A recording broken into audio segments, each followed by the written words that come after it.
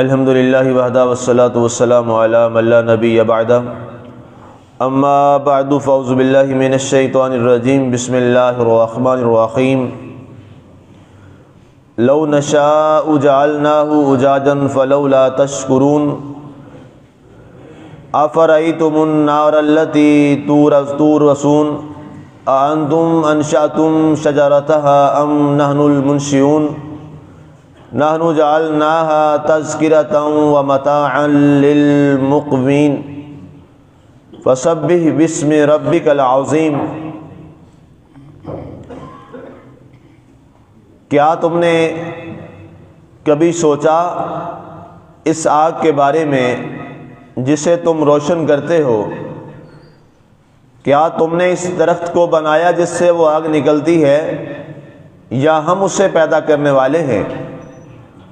ہم نے اس میں نصیحتوں کے سامان رکھے ہیں اور سفر کرنے والوں کا تو وہ سرمایہ ہے۔ تو اپنے عظمت والے رب کے نام کی تسبیح کیا کیجیے۔ آج ہماری سورہ الواقعہ کی آیہ مبارکہ 74-74 تک کی تلاوت و ترجمہ کا شرف نصیب ہوا۔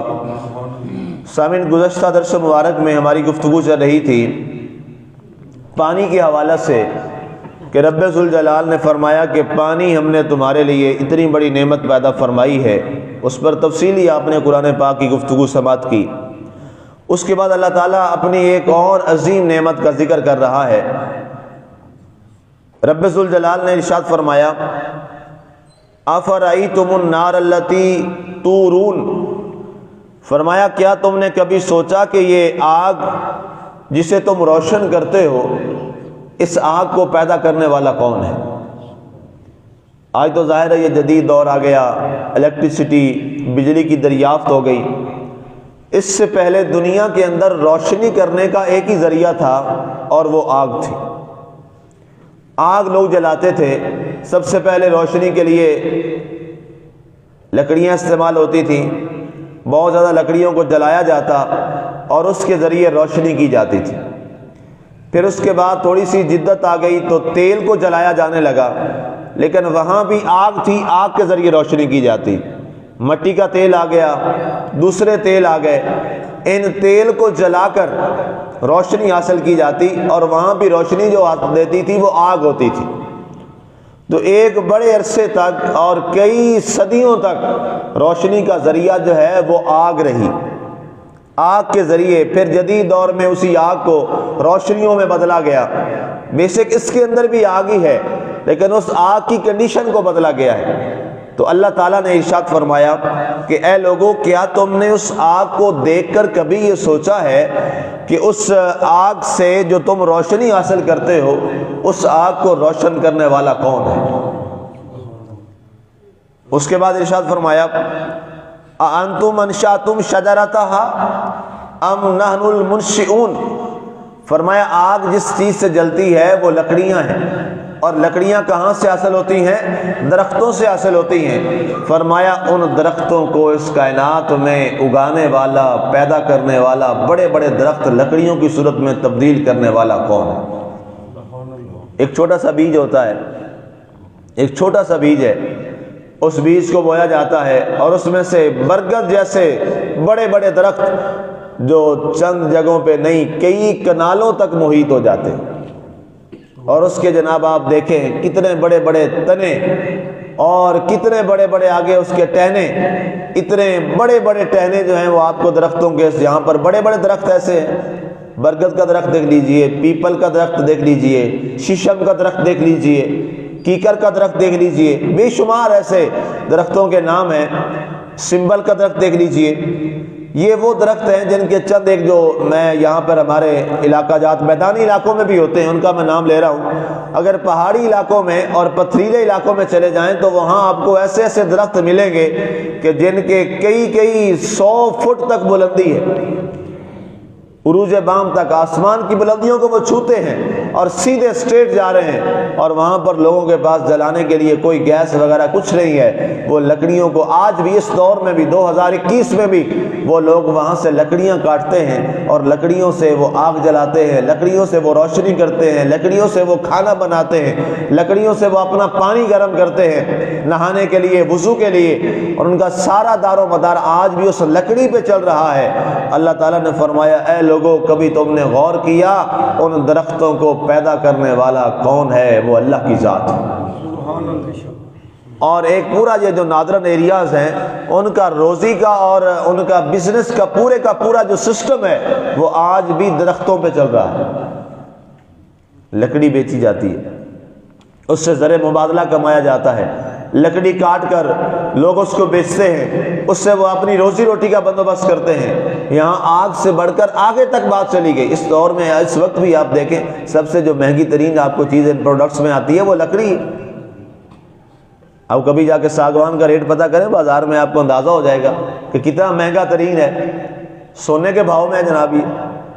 تو یہ کیا ارشاد ہوا؟ اللہ نے فرمایا انتم انشأتم شجرتھا، اس درختوں کو بنانے والا، ان درختوں کو پیدا کرنے والا ایک چھوٹا سا بیج لگاتے ہیں، ایک چھوٹا سا پودا لگاتے ہیں، اس کی ایک چھوٹی سی ٹہنی لگاتے ہیں۔ برگد کو دیکھ لیجئے، اس کا تو بیج کی ضرورت بھی نہیں ہے کہ اس کی اتنی سی ٹہنی کاٹیں اور زمین میں گاڑ دیں، وہ اگ جائے گی اور اس میں سے ایک بہت بڑا درخت آگے پیدا ہو جائے گا۔ سبحان اللہ، یہ رب کا نظام ہے، یہ رب کا سسٹم ہے۔ رب نے فرمایا یہ ہم بناتے ہیں، نحن جعلناها تذکرہ ومتاعا للمقوین، فرمایا اے لوگو اس کو ہم نے بنایا ہے نصیحت۔ درختوں کا پیدا ہونا، درختوں کا اگایا جانا، اس سے پھر آگ کا نکلنا، فرمایا یہ کیا ہے؟ یہ نشانی ہے، نصیحت ہے، اور متاع للمقوین، اور فرمایا کئی لوگوں کے لیے تو یہ سرمایہ ہے۔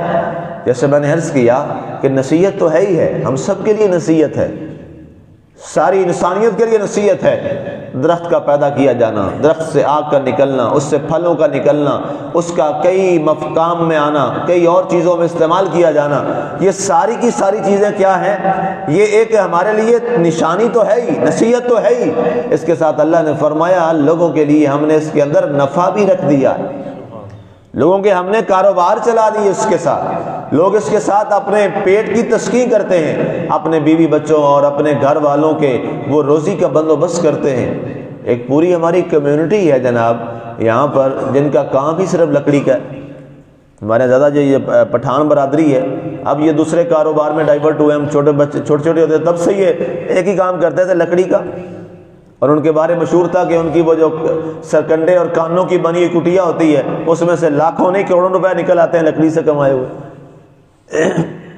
وہ اپنا ایک شخص آتا ہے یہاں پنجاب میں اور پورے پیچھے جناب پورے 12 جیوں کی وہ روزی کماتا تھا، اور آج بھی چل رہا ہے۔ تو یہ سارے نوافع جو ہیں اور اتنے نفع آتے ہیں، اللہ نے فرمایا ان میں غور کرو، ان میں غور و خوض کرو۔ یہ بار بار میں نے جمعے کے خطبے میں ایک یا 2-3 جمعے خطبے پہلے میں نے عرض کیا تھا کہ غار ہرا میں سرکار دو عالم صلی اللہ علیہ وسلم جو تشریف لے جاتے تھے، کوئی عبادت اور نہیں ہوتی تھی، نہ کوئی نماز فرض تھی، نہ کوئی اور چیز تھی، نہ کوئی نوافل، اس طرح کی کوئی چیز نہیں تھی۔ لکھا ہے سیرت نگاروں نے سرکار دو عالم صلی اللہ علیہ وسلم غار ہرا میں 40 سال تک کیا کرتے تھے؟ رب کے نظام قدرت میں غور و خوض اور فکر کرتے تھے۔ سبحان اللہ، اتنی بڑی عبادت ہے اللہ کے نظام میں غور و خوض کرنا۔ اس لیے لکھا ہے علماء نے بھی، مفسرین نے، محدثین نے اور فقہاء نے اور صوفیاء نے کہ جو فکر ہے وہ ذکر سے زیادہ افضل ہے۔ یہ جملہ یاد رکھیے گا، فکر ذکر سے افضل ہے۔ حالانکہ ذکر کی کتنی بڑی اہمیت ہے۔ ذاکر اللہ جو ہوتا ہے اللہ تعالیٰ کے اس کا بڑا مقام ہے، بہت درجہ ہے، لیکن اللہ نے فرمایا اللہ کے رسول صلی اللہ علیہ وسلم اور ان کے احکامات کی روشنی میں علماء نے لکھا ہے کہ جو فکر ہے الفکر افضل من الذکر، فکر جو ہے وہ ذکر سے زیادہ افضل ہے، اس لیے کہ انسان جب کائنات میں فکر کرتا ہے، غور و خوض کرتا ہے، اس کے اندر وہ ڈوب جاتا ہے اور اس کے اندر پورے انداز کو دیکھتا ہے، تو پھر وہ بے لا محالہ اس بات کو بیان کرنے پر مجبور ہوتا ہے کہ اس کائنات کا خالق و مالک و رازق صرف اللہ کی ذات ہے۔ اب یہ جو ساری باتیں بتائی جا رہی ہیں، ظاہر ہے ہم نے جب کسی کافر کو کہنا ہے تو کافر کے سامنے ہم قرآن تھوڑا رکھیں گے کہ جناب قرآن یہ کہہ رہا ہے. وہ کہتا میں تمہارے قرآن کو مانتا ہی نہیں ہوں. قرآن تو ان کے لیے نا جو قرآن کو مانتے ہیں. کوئی دلیل مانگے جناب, جو قرآن کو مانتا ہے وہ کیا کہے گا کہ جناب مجھے قرآن سے دکھائیں. مسلمان ہے, اس کو کوئی مسئلہ پیش آ جائے تو اپنے امام کے پاس آئے گا, پوچھے گا تو وہ کہے گا جناب امام صاحب مجھے قرآن سے دکھا دیجیے, کیونکہ وہ قرآن کو مانتا ہے, مسلمان ہے. ایک عیسائی آیا اور وہ کہا جناب مجھے اس بارے میں یہ اشکال ہے تو آپ مجھے اس کا جواب دیں, تو اس کے سامنے میں قرآن نہیں رکھوں گا, اس کے سامنے میں اور چیزیں رکھوں گا, یہ نظام کائنات رکھوں گا. اس کے سامنے جو رب کے وجود کو نہیں مانتا, نعوذ باللہ کوئی دہریہ ہے, اس کے سامنے میں کیا رکھوں گا, یہ نظام قدرت رکھوں گا, اور اس کے ساتھ اس کو سمجھا کے یہ بتاؤں گا کہ جناب یہ ساری چیزیں دیکھیں یہ تمہاری عقل تسلیم کرتی ہے کہ نہیں کرتی. وہ ماننے پہ مجبور ہو جائے گا اور ہم اس کو دلائل سے فکر کے ساتھ اس کو قائل کریں گے کہ کائنات میں ایک خدا ہے اور وہی معبود برحق ہے. اس لیے فرمایا گیا کہ وہ مقامات جہاں چیزیں جہاں جو لوگ قرآن کو نہیں مانتے, کتابوں کو نہیں مانتے, زبور تورات انجیل کو فرض کیا نہیں مانتے, ان کو آپ نے سمجھانا ہے تو ان کو آپ نے کس سے سمجھانا ہے, نظام کائنات کے سسٹم سے سمجھانا ہے.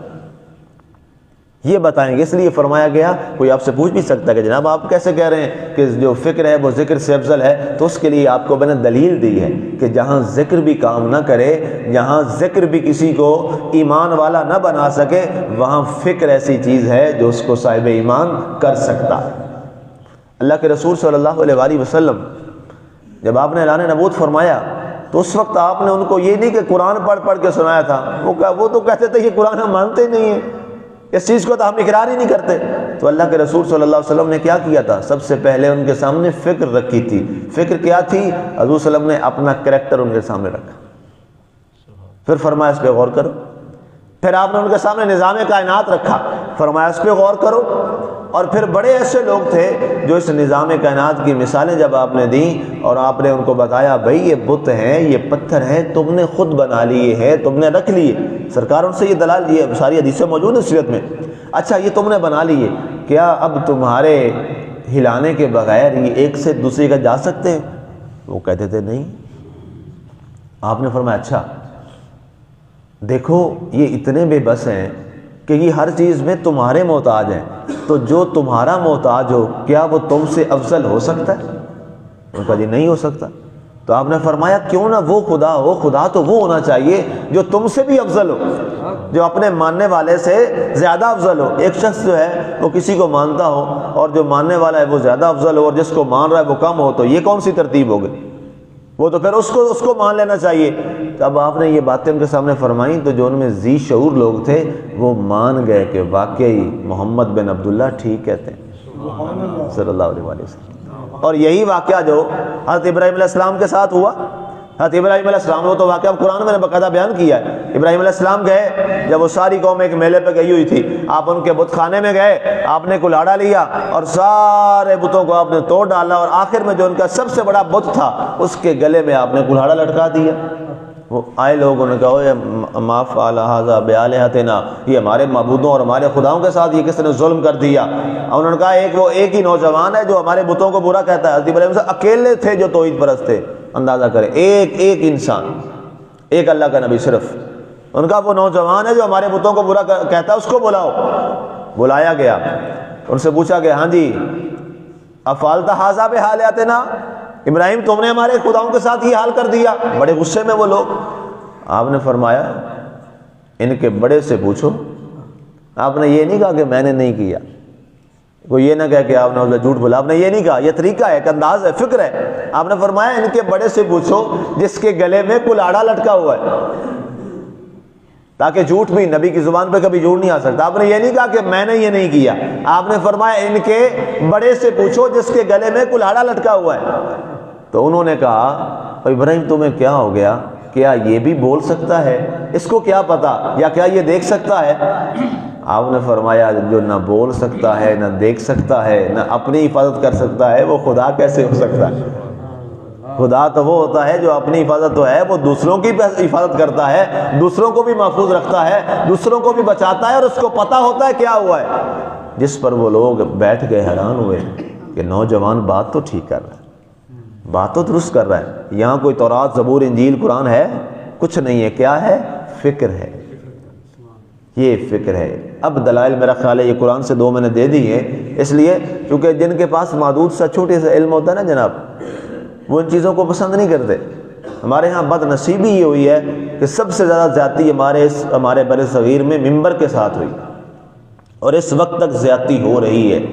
کیا زیادتی ہوئی ہے؟ ممبر کے لیے ہم نے کوئی ڈیکورم نہیں رکھا، ممبر کے لیے ہم نے کوئی میرٹ نہیں رکھا۔ کوئی بندہ جناب داڑھی رکھ کے سر پہ امامہ رکھ لے، کسی مسجد چلا جائے، نماز پڑھاؤ جی مولوی صاحب، وہ مولوی صاحب۔ یہ ظلم ہوا ہے اس ممبر کے ساتھ، اور ایسے لوگ ممبر پہ پھر بیٹھ گئے جن کے پاس نہ علم، نہ ذکر، نہ فکر، اور وہ جمود آج تک چلا آ رہا ہے۔ آج تک وہ ظلم ہو رہا ہے۔ ہر چیز کے لیے آپ ایک چیز رکھتے ہیں کہ جناب یہ میرٹ ہو، یہ سٹینڈرڈ ہو، یہ معیار ہو، نوکری ہو، جاب ہو، گورنمنٹ کی، جو ایمان کا معاملہ نہیں ہے، ایک جاب ہے، اس کے لیے ہزاروں چیزیں ہوتی ہیں جناب، یہ چیزیں ہونی چاہیے۔ واحد ہمارا ممبر ہے جہاں پر کوئی یہ چیز نہیں ہے۔ پھر اس کا حال کیا ہوا آپ کے سامنے، قوم کا کیا حال ہے۔ اتنا عرصہ گزر جائے، وہ رات ہمارے درس قرآن کے دوست ہیں، وہ آئے یہاں پہ، اور ان کی صحیح بات تھی کہ جی وہ آپ کوئی ایسا ٹائم بنائیں کہ اس میں ہمیں نماز کا طریقہ، یہ چیزیں لوگوں کو بڑی غلط ہے نمازوں میں، نماز کا پتہ نہیں، جماعت میں لیٹ آئیں، کیسے شامل ہونا یہ پتہ نہیں ہے۔ اور واقعی ایسی بات ہے، سفید داڑیاں ہو گئیں، ابھی تک جنازے کوئی نہیں آتے۔ تکلیف تے بات ہے نا، افسوس والی بات ہے۔ زندگیاں گزر گئیں، غسل کے طریقے نہیں آتے، زندگیاں گزر گئیں، غسل کے فرائض نہیں آتے،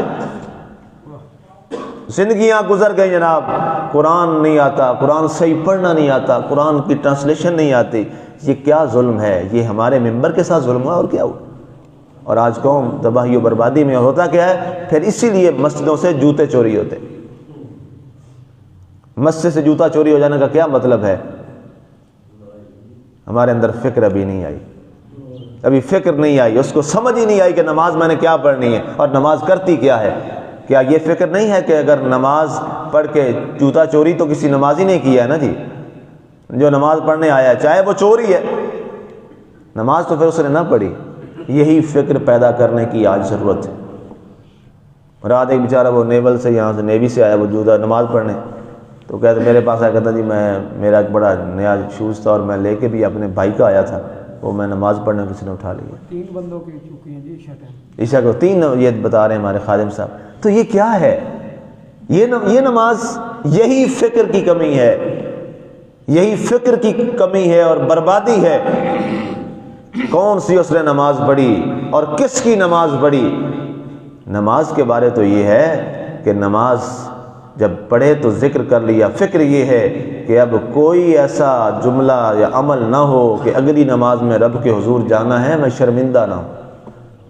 یہ فکر ہے، اس فکر کے پیدا کرنے کی ضرورت ہے، اس لیے فکر ذکر سے زیادہ افضل ہے۔ اللہ نے آخری جو جملہ ارشاد فرمایا، اے لوگو فسبح باسم ربک العظیم، یہ ساری چیزیں دیکھنے کے بعد فرمایا بس اپنے رب کی تسبیح بیان کرو جو سب سے بڑا عظیم ہے۔ سبحان اللہ۔ رب ذوالجلال ہمیں عمل کی توفیق عطا فرمائے اور ہمیں فکر عطا فرمائے، چونکہ فکر جو ہے وہ ذکر سے بھی زیادہ افضل ہے۔ آمین وما علینا الا البلاغ المبین۔